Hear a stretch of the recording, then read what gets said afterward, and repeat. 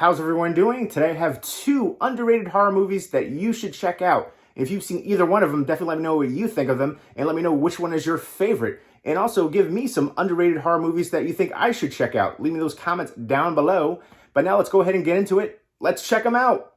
So I'm just going to show you two underrated horror movies in this video, but I will be doing another top 10 underrated horror movies video coming up soon, so look forward to that.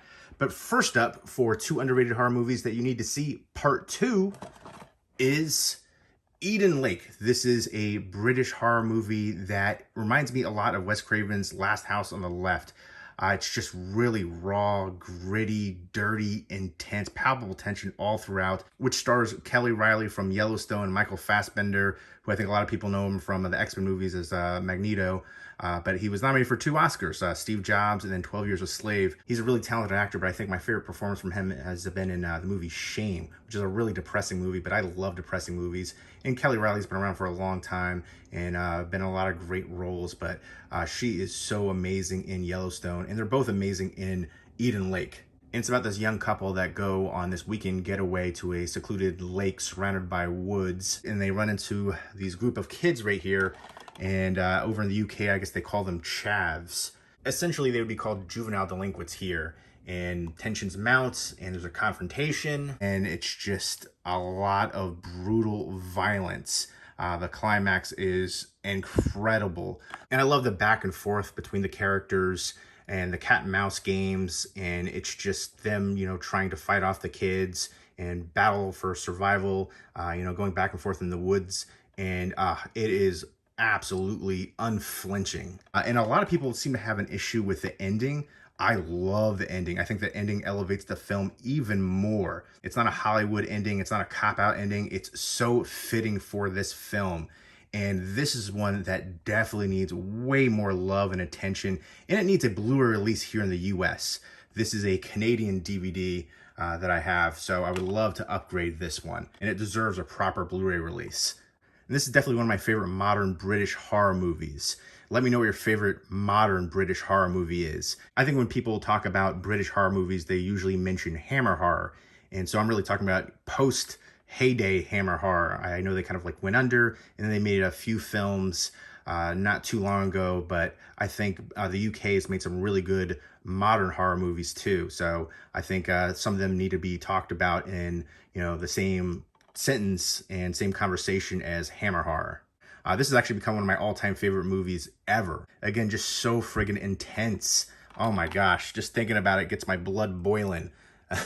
These kids were perfectly cast. The whole cast from top to bottom. And this is directed by James Watkins, who directed the Woman in Black remake. I can't wait to see what he does in the future in this genre.